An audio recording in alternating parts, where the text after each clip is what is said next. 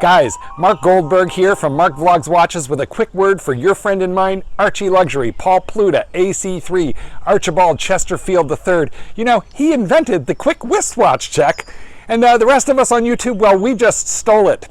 Help keep Archie full-time on YouTube by liking this video, watching this video, tell your fuckhead friends, and make sure to subscribe to his Patreon. And now, ArchieLuxury.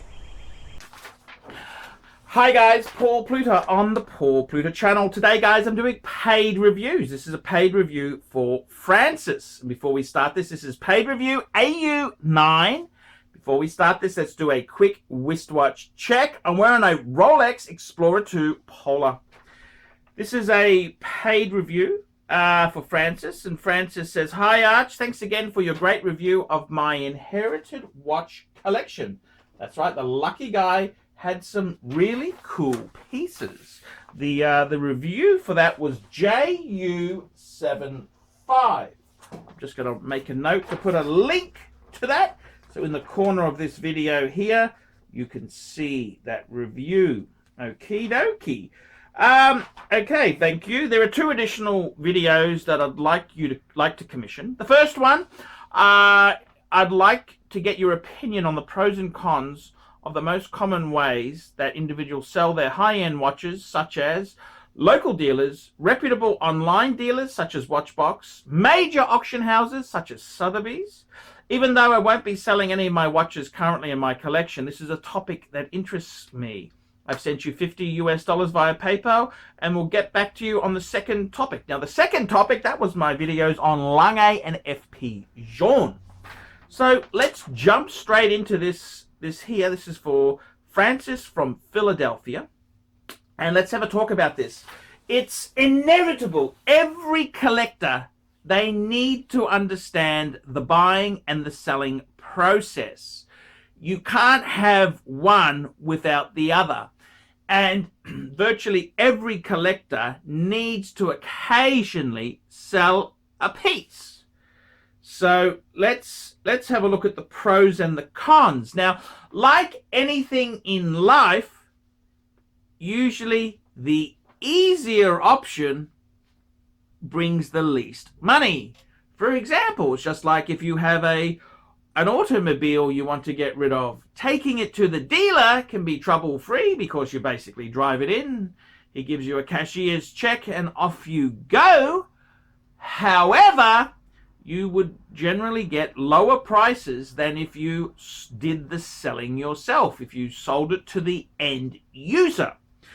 So in the watch game, it's exactly the same. The more intensive it is for you, the better returns you generally can get. Now, there is a few provisos. You need to understand the market. You need to have some reasonable intelligence so that you're not a complete zombie out there, and you also need to be a bit of a cunt. Too many people I know just do not have enough cunt in them. You have to be a shrewd negotiator. So let's take a look how the pros and cons on the most common ways to sell your watches. So let's go through this list. So firstly, local dealers. Now, I gotta tell you, it greatly helps if you already have a relationship with the dealer. Often, you know, I gotta tell you this, if you go into a dealer and say, "Oh, I'd like to sell this," I've actually done this just as an experiment. I like to see how low they will go. And, you know, often what will happen is the dealer themselves there will try and he'll try and get it as cheap as possible. Now, I've got to be honest with you. If you know the dealer, he knows you know a bit about watches. He's not going to try and steal it from you, because every dealer, if he can buy it as cheap as possible, he's going to make more when he comes to selling it. So I've got to be completely honest with you. If you're going to a local dealer, it's better to go to a dealer who you already have a relationship with. And that way there, you stand a chance of getting a fair price for it. Now, you know, the thing is, going to a local dealer is good because you, generally speaking, I've dealt with Vintage Watch Co. in Australia. I've dealt with Sydney Watch Exchange. I've dealt with European Watch Co. There's many dealers. And I've got to be honest with you there. If they know that you know a bit about watches, they know you're nobody's fool. So, you know, the truth is, in the buying and selling game, a good dealer worth his salt, the first thing he will say is, say you go in there, say with this Rolex Explorer, excuse me, how much will you give me for this? His first question is, how much do you want? And the reason he says that is because he knows that some people come in very low. See, somebody could have bought that watch. This is a 2004. They could have bought it in 2004, paid 5,000 or 6,000 for it, and then they'd say, oh, wow, in the back of their mind, they have no idea of the true market value, and they'd say, oh, if I can get half of what I paid, that'd be good, 3,000. You know, that's how the marketplace. So a dealer will always say to you, what do you want? What do you want? What do you want? And the other reason he says that is because sometimes people have unrealistic prices.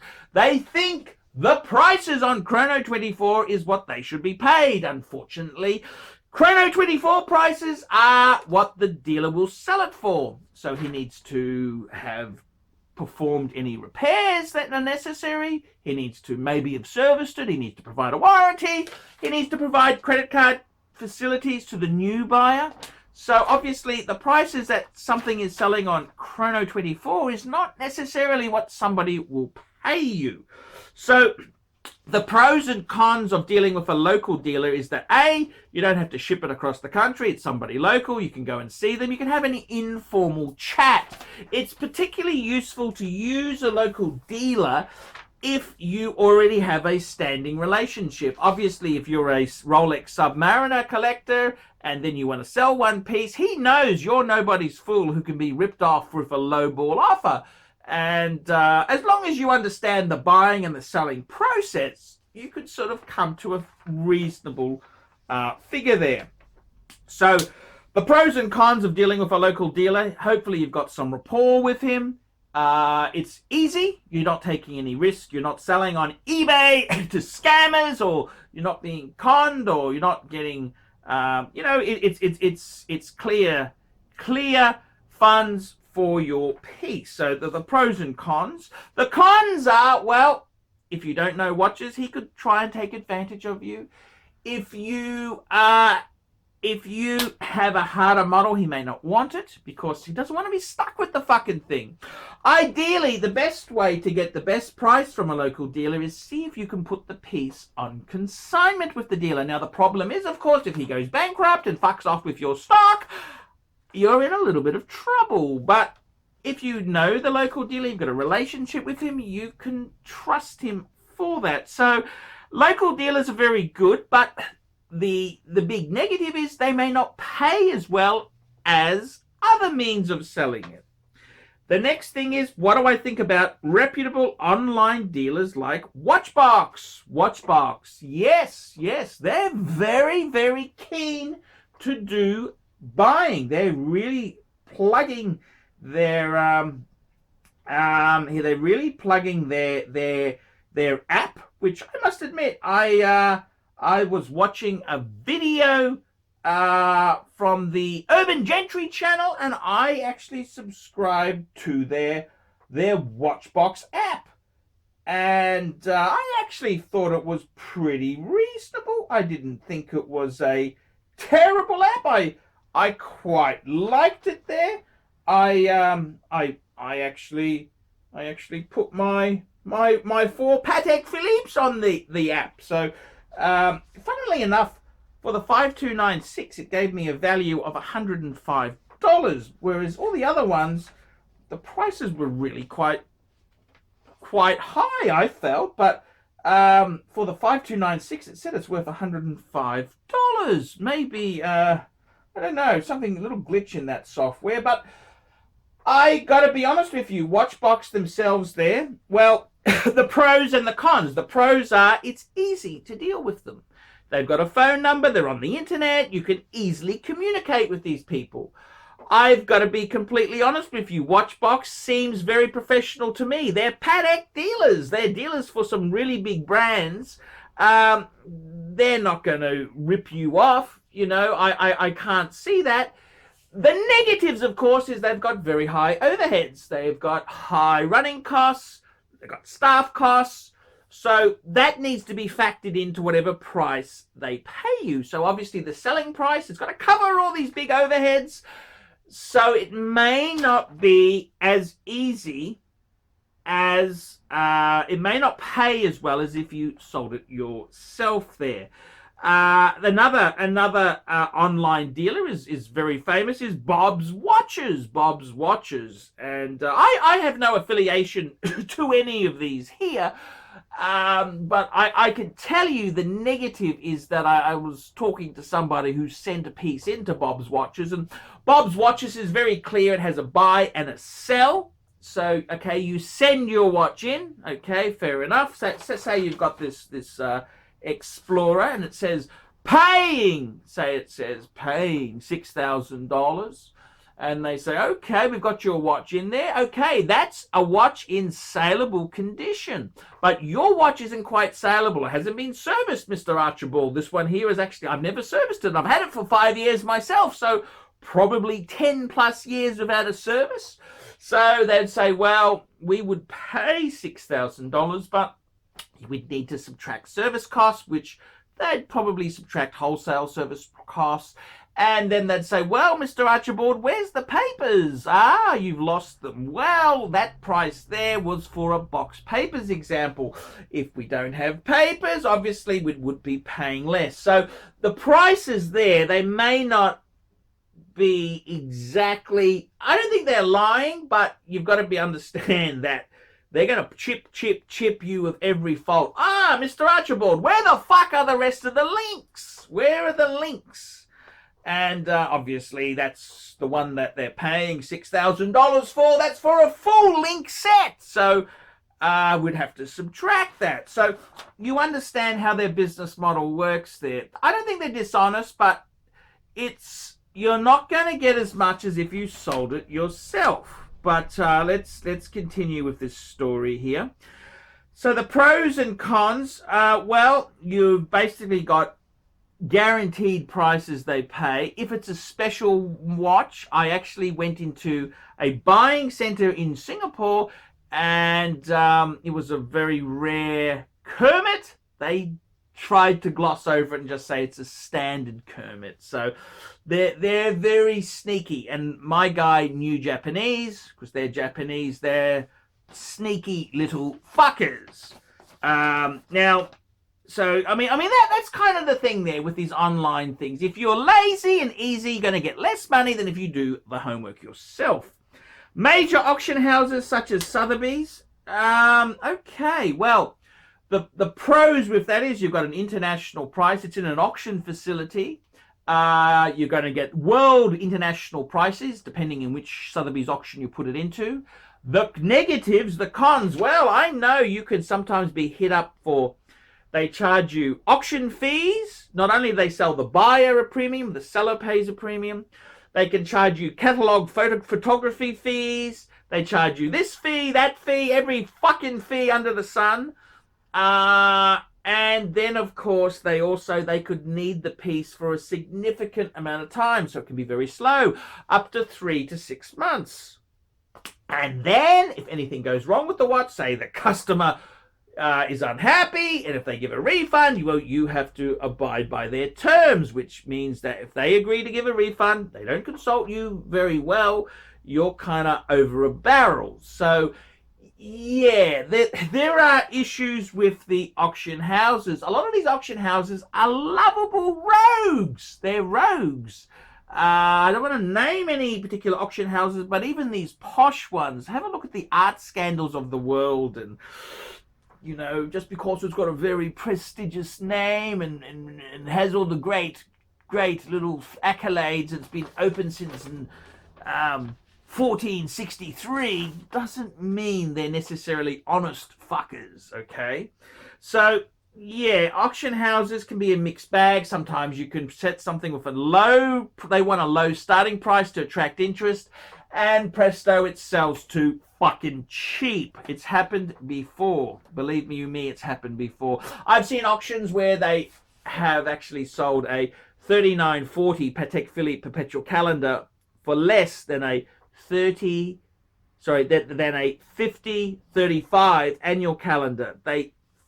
It just got fucked up because the buyers were idiots. Okay, so I've got to be honest with you. What is the best way? The more danger and the more you do yourself, generally the better prices. Obviously, you need to know how to price it. You need to know the market. And then you've got to deal with the fucking customer. And customers, I'm going to be completely fucking honest with you, they can be fucking cunts. Customers are cunts. So it is a very tricky thing. They will try and defraud you. They could try and rob you. They could fuck you over every fucking which way. You think dealers are bad? Fuck me dead. Have a look at the customers. Fuck. That's all I can say. The customers dealing with the public is fucking hard. Lowballers, just real bottom feeders. So it's up to you which way to sell a piece. Everything's fraught with danger. The best way to look at it is it's like automobiles. Boring and Japanese is good value. Exciting, sexy, as fucking expensive. In the watches, if you do the work, you find the retail customer yourself, you're going to get the more money. If you've got a middleman you've engaged, he's going to want his share, which means less moolah for you. So what is the best way? It depends on your needs. And it depends on how quickly you need the money. I think you've got to find the right combo deal for yourself. I generally think auctions, the high-end auction houses, they're good for rare and very exotic type pieces. Online dealers like that, they can be very good for generic type stuff. And local dealers can be good because they are instantaneous with their payments often. But it's like anything in life. The harder it is, the risk and reward, the equilibrium.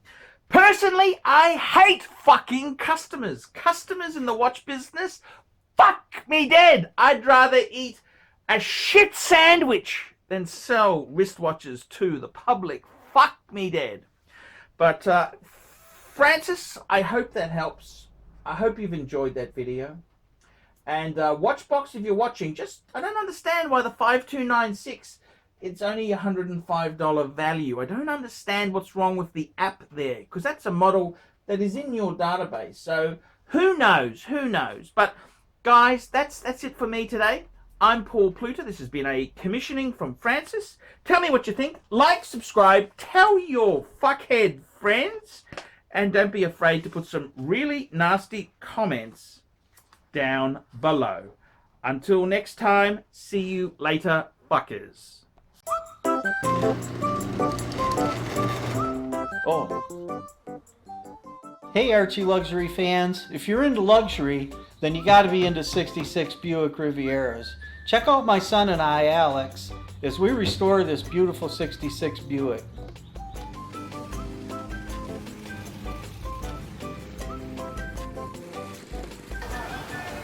Neighbors are having a picnic, you know, having fun and stuff. Me, I'm doing cars. It's what I've done my whole life.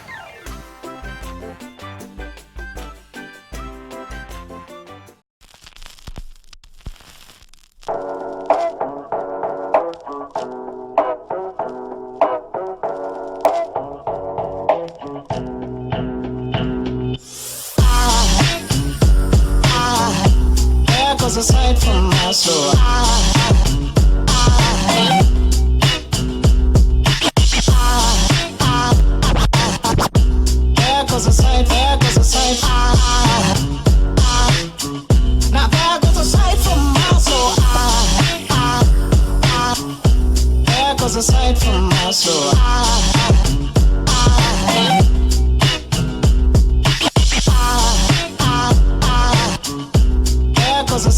There goes a sight. There goes a sight from my soul. I think it's all angels just walk by. I think it's all angels just walk by. I think it's all angels just walk by. I think it's all angels just walk by.